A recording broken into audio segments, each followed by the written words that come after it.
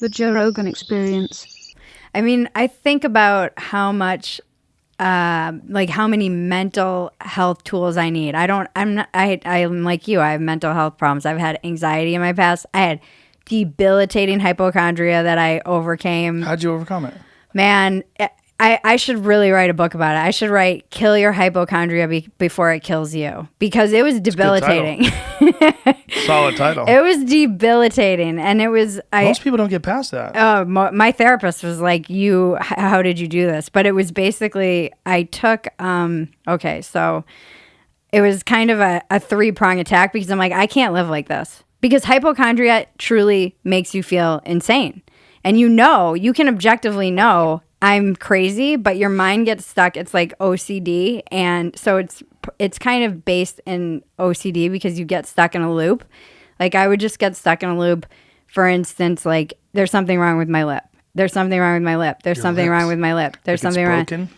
I don't know. I would just get stuck in that loop, or I have throat cancer. I have throat cancer. I would just be like stuck in this crazy loop. It's insane. Did it come slowly or did it? It got worse. Did you always have it? No. I think I come from like a long line of hypochondriacs though now because my mom used to have, do you remember those books before the internet where it was like, if you have this, it was like a choose your own adventure, but it was like, if you have this symptom. Before the internet, there are these books where you could be like, if you have this symptom, go to page 233. And if you have this, and I remember my mom would use those quite a lot. So I think she has some of it. My dad is just a big worrywart. So I have that kind of neurotic energy, I believe. But I think, too, I was smoking a lot of weed.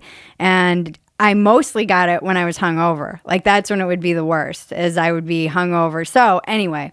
Because you were realizing what you did to your body. I think I had to attack it from three different places. So the first is the actual, I was like, all right, I'm going to rewire my fucking brain. and I set myself out to do this. And I put a rubber band on and I did that stupid thing, but it totally worked where if I was like, there's something wrong with my lip and I'd snap my rubber band and I'd be like, I'm healthy. I would just replace it with I am healthy. And How'd you come up with that idea? I read somewhere that it's a good way to help with like repetitive thoughts or to just help yourself. I was training my dog at the same time too. And I was like, this is kind of like dog training. I just have to interrupt that, That's hilarious. That firing. And there's that whole idea of what fires together. It's not even an idea. It's like what fires together, wires together. So every time, the other thing I had to do was explain that.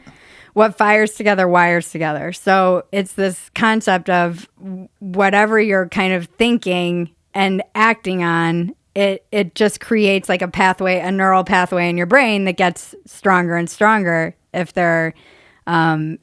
it's like for instance, so this is why part 2 was replacing the thought, but I also couldn't act on it. So I couldn't go look in the mirror. I couldn't go Google anything if I thought I had cancer. I had to cut myself off from acting on, because a lot of people who have hypochondria, they'll obsessively Google. They'll go get tested for everything. They'll spend thousands of dollars getting tests. Luckily, I didn't have insurance. I was too poor to really like lean fully into my hypochondria that way.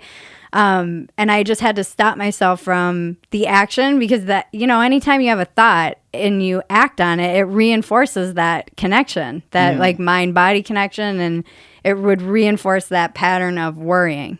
And then I had to start observing.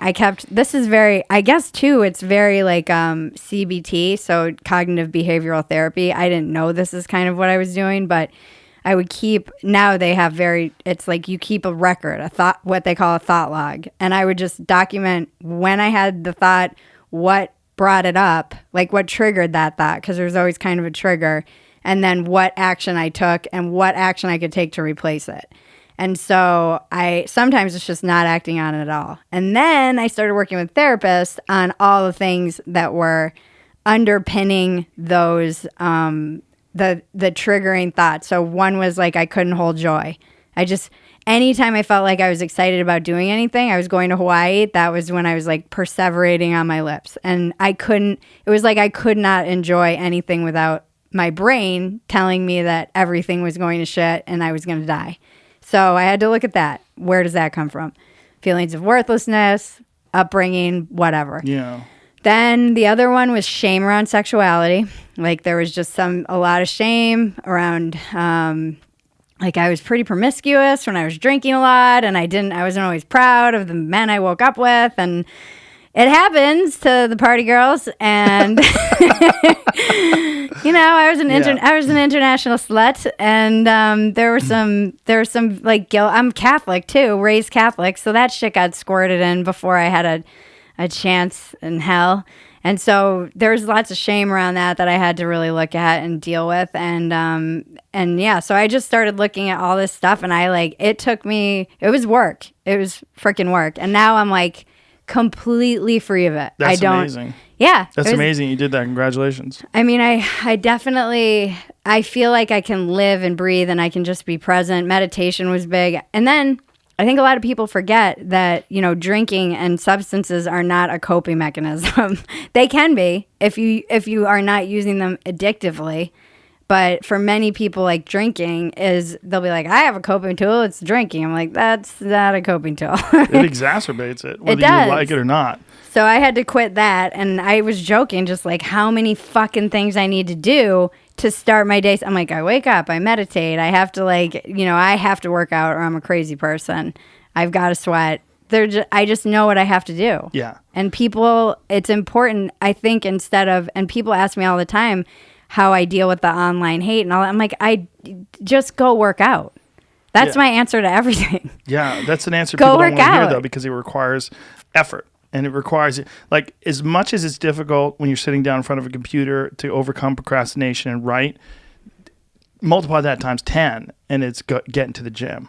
Because the physical discomfort of, you're like, your brain will mind fuck you. Episodes of the Joe Rogan Experience are now free on Spotify. That's right, they're free. From September 1st to December 1st, they're going to be available everywhere. But after December 1st, they will only be available on Spotify, but they will be free. That includes the video. The video will also be there. It'll also be free. That's all we're asking. Just go download Spotify. Much love. Bye-bye.